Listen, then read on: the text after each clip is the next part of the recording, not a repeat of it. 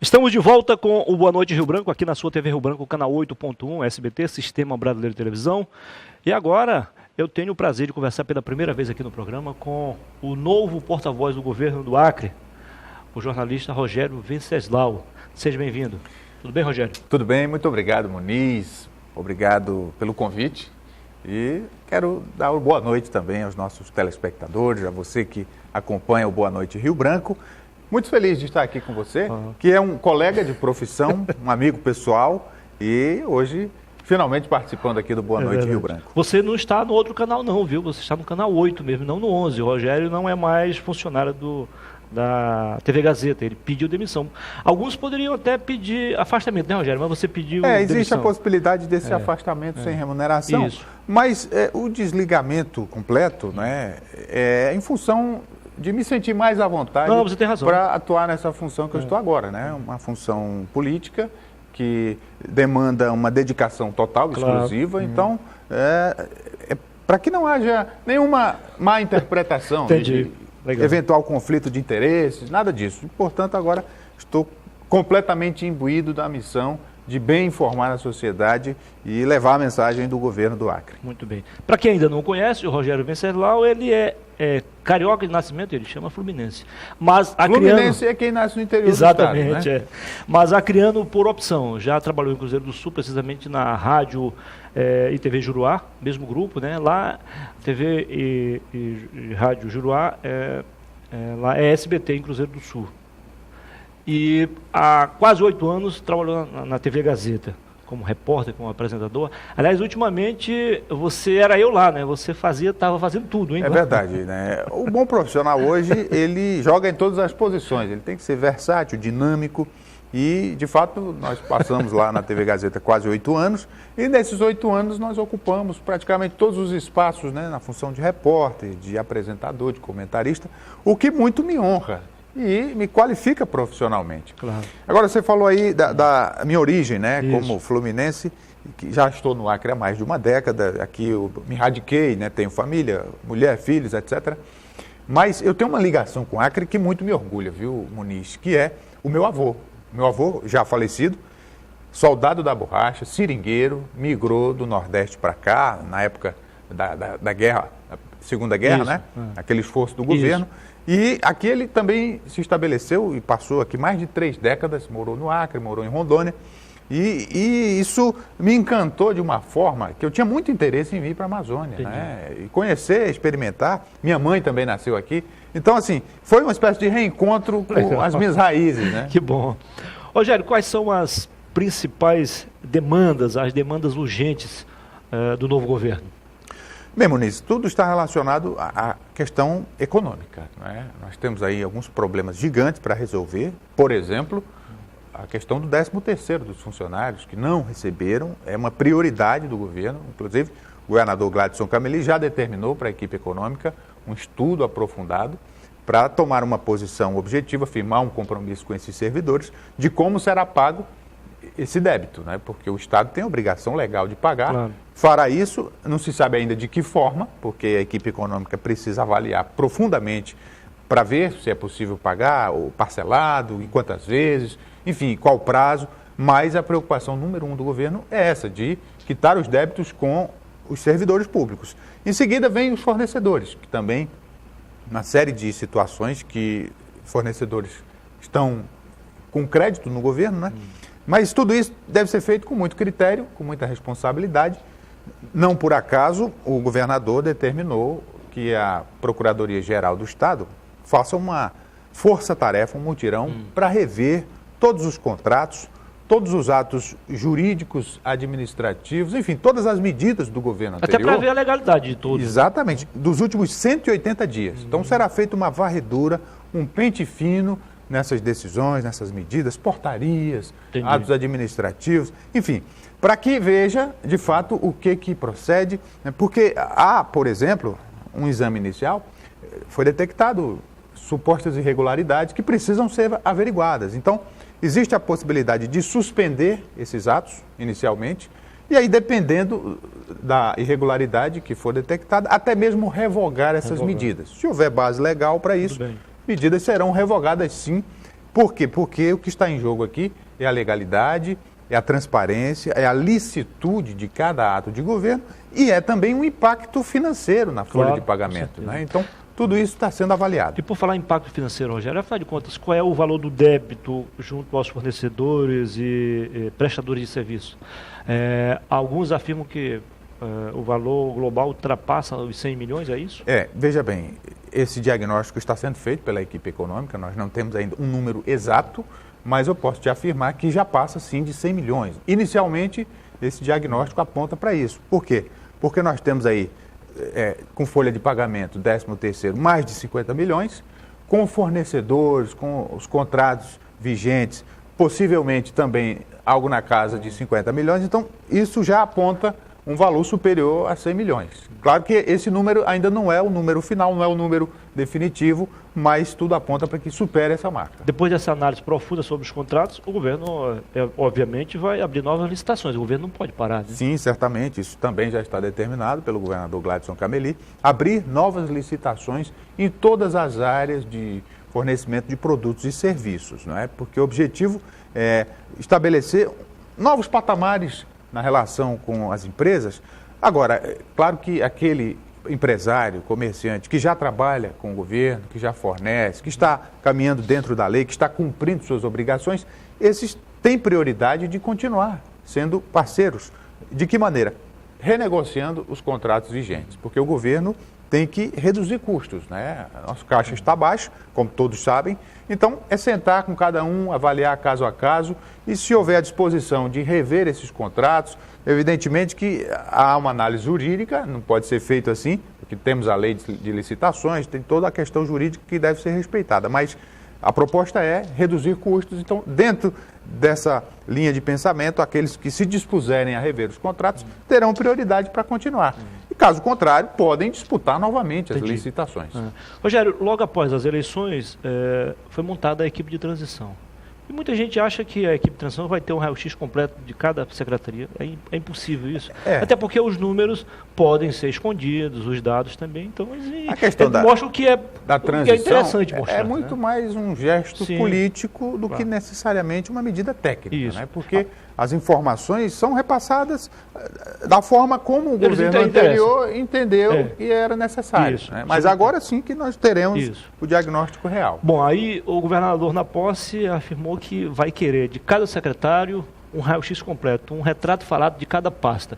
Esse processo já começou? Já começou. Primeiro dia de trabalho, os secretários já foram com essa determinação para que pudessem analisar cada secretaria, avaliar tudo que está em andamento, as medidas, né, os problemas. Inclusive o governador também já está providenciando uma visita pessoal dele a cada secretaria para ver em loco a situação, para ouvir as demandas, para verificar de perto, até porque ele é quem dá a palavra final, as decisões partem dele, então é preciso que ele conheça e isso também já deve estar sendo providenciado para os próximos dias. Legal. Rogério, é evidente o cargo que você exerce, se ser assessor, se ser secretário, você precisa ter uma afinidade com o comandante. No caso do porta-voz, mais ainda, né? Como é que começou essa amizade sua, amizade pessoal com o governador, Gladson Cameli? Já é uma amizade de longa data, né? Desde que eu cheguei ao Acre, só há mais de 10 anos que eu conheço o governador e nos conhecemos, ficamos amigos, ainda lá em Cruzeiro do Sul, né? Quando fui trabalhar nas empresas da família do governador, né? Lá eu fui diretor de uma das empresas, no caso de uma emissora de televisão, tinha programas e fazia reportagens, e apresentava, comentava, etc. E o governador sempre teve o desejo de entrar para a política. Então, quando ele estava lá disputando o seu primeiro mandato de deputado federal, foi quando nos aproximamos, então criamos esse vínculo que perdurou até os dias de hoje. Eu acompanhei toda a trajetória do governador como deputado federal por 2 vezes, como senador, sempre acompanhei muito de perto, né, sempre trocamos ideias, conversávamos e eu sempre o vi com muita admiração, com muito respeito por essa determinação, por essa vontade de governar o Acre e por esse sonho realizado, né, que é, acima de tudo, um exemplo de ser humano perseverante, que sonha e que realiza os seus sonhos. Muita gente diz assim, o Gladson ganhou a eleição porque pegou o legado do tio. Só que o tio Orley Cameli, ele saiu do governo muito desgastado, uma série de fatores, ele tinha uma posição muito ferrenha, não teve apoio em Brasília, teve que reconstruir uma base, teve que mudar de partido, enfim. Ele enfrentou uma série de problemas. E o Gladson, 20 anos depois, volta a sentar na mesma cadeira, deixada pelo tio. Como é que você vê essas duas gerações da família Cameli no poder? Eu acho que Porque ele teve que construir a sua própria identidade depois. Né? Sobretudo, Muniz, uma lição de que o tempo corrige o rumo das coisas, né? O tempo restabelece a verdade, estabelece a honra das pessoas e faz justiça. Porque, como você citou, né, àquela época o Acre viveu turbulências enormes, né? Pessoas foram injustiçadas, pessoas tiveram a sua honra denegrida e 20 anos depois as coisas vão sendo recolocadas, essa história vai sendo recontada e a verdade vai sendo trazida, ou seja, a história sendo passada a limpo. De modo que é para a família Cameli, e eu digo isso porque eu os conheço profundamente, convivi com eles, convivo com eles, é um momento de vitória, é um momento de serenidade, de plenitude e de celebração, porque, como eu te falei, né, a vida se encarregou de corrigir as coisas. E por mais que hoje houvesse alguma facilidade para que o governador conquistasse esse objetivo, mas coube principalmente ao empenho pessoal dele, que teve que enfrentar várias barreiras, inclusive dentro da própria família, porque inicialmente a família não queria que ele entrasse para a política. E depois de ver a perseverança, a resistência foi da própria família. Ele acabou convencendo a família e estão todos juntos, abraçados, unidos para ajudá-lo. O Gladson assume o governo com um cenário bem diferente do que o tio recebeu. Diferente exemplo, relativamente. Né? Porque... Na questão política, por exemplo, o Orley tinha 3 senadores contra ele. O Gladson tem 3 a favor. Sim. O Orley tinha a minoria na Câmara Federal. O Gladson tem a maioria. O Orley era equilibrado, mas levava uma ligeira desvantagem na Assembleia. O Gladson tem a maioria. Existia uma insatisfação geral dos empresários, dos formadores de opinião em relação ao próprio Orley. Isso em função do desgaste da Frente Popular, é mais favorável ao Gladson. Eu quero que tu analise esses pontos negativos e os positivos, porque se há esse cenário propício para ele fazer um bom governo, a cobrança é maior. E aí? É verdade, a expectativa é muito alta, a população realmente deposita nele as esperanças, confia que o governo dará certo, e nós temos absoluta certeza que o governo já está dando certo, e, de fato, ele tem essa vantagem política, e isso o favorece, mas a gente não pode atribuir isso a um favorecimento pessoal ao governador. Não, isso é bom para o Acre, e quem configurou essa realidade política foi a população do Acre, que elegeu os senadores da oposição, que elegeu os deputados da oposição, que agora serão governo. Então, isso é muito mais um mérito do eleitor, do cidadão, do que propriamente do governador. Rogério, 20 anos depois, muita coisa mudou, né? Depois de 20 anos da Frente Popular, a esquerda sofre uma derrota no Acre. O Gladson é identificado como direita ou centro-direita. O partido dele, assim também o é. Aliás, é o mesmo partido que o governador se elegeu. Depois ele mudou, mas foi eleito pelo progressista. Né? Antes era Arena, PDS, na época do Orley era o PPR. Bom, o que isso pode mudar do ponto de vista administrativo? Político, a gente já vê a mudança. Sim. E aí? É um governo que vai estar mais alinhado com o governo federal. O que é muito bom, claro. E entra nesse pacote de vantagens, de situações favoráveis que você citou. Esqueci de citar esse, o mais importante. Porque é um governo alinhado com o governo federal. O próprio presidente Jair Bolsonaro já demonstrou o carinho que tem pelo Acre. Nós temos aqui bons parlamentares federais que têm trânsito livre no governo do Jair Bolsonaro.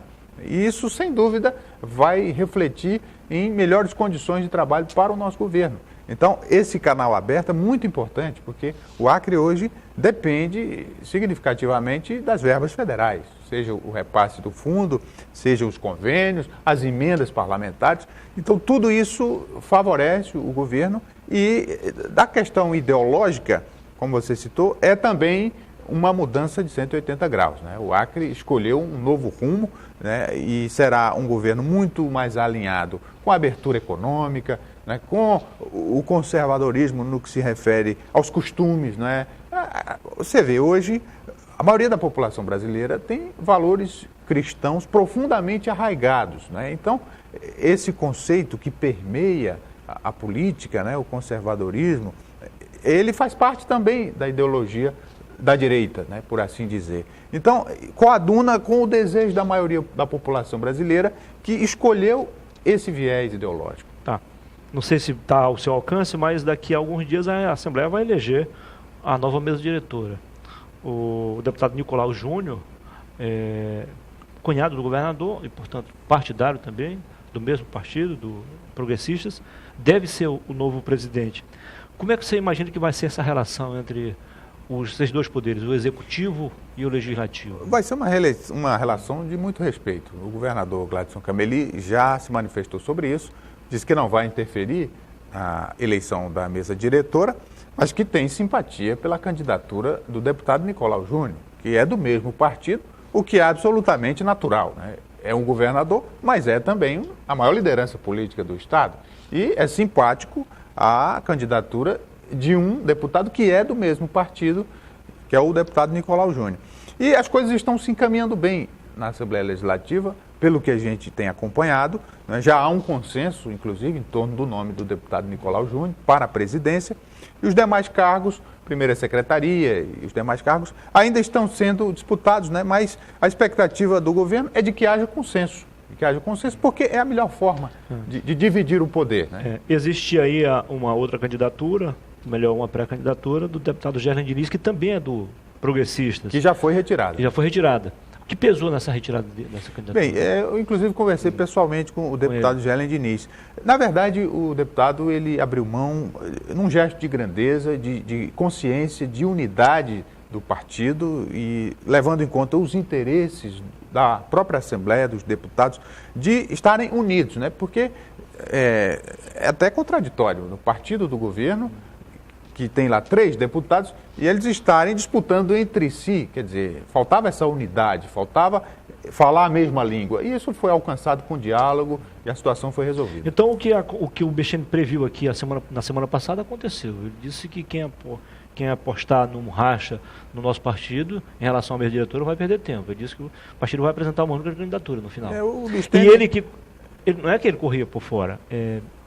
Existia, por parte dos novos deputados, que já foram, e alguns também atuais, um desejo de vê-lo de volta à presidência. Ele nunca político apresentou-se como candidato. Inteligente, um político experiente, um político essencial para o governo na Assembleia.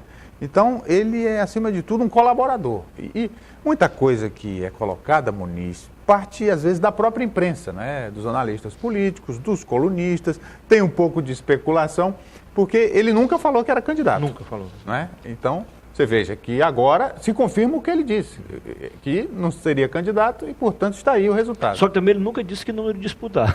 Pois é, mas é como eu te falo, né? E faz parte do jogo, né? A cobertura política deixa espaço para as análises, para as conjecturas, mas o fato é que o partido está unido e que já é consenso o nome do deputado Nicolau Júnior. Muito bem. Conversei aqui com o novo porta-voz do governo do Acre, jornalista Diego Rogério Venceslau. Venceslau, foi um prazer recebê-lo aqui. Boa sorte para ti. Você é competente, dedicado, tem afinidade com o projeto, só precisa boa sorte que a gente deseja para ti. Muniz, muito obrigado pelo convite. Fiquei muito honrado, muito feliz. Agradecer também aqui a direção da TV Rio Branco, na pessoa do Narciso Mendes, e dizer que estamos à disposição. O governo do Acre quer trabalhar para o povo, já está fazendo isso, e nós temos certeza que estamos no rumo certo e que em pouco tempo o Acre estará reconstruído e nós teremos aí uma significativa elevação no nível de bem-estar da população, que é o nosso objetivo maior. Foi um prazer. Sucesso. Obrigado. Até já.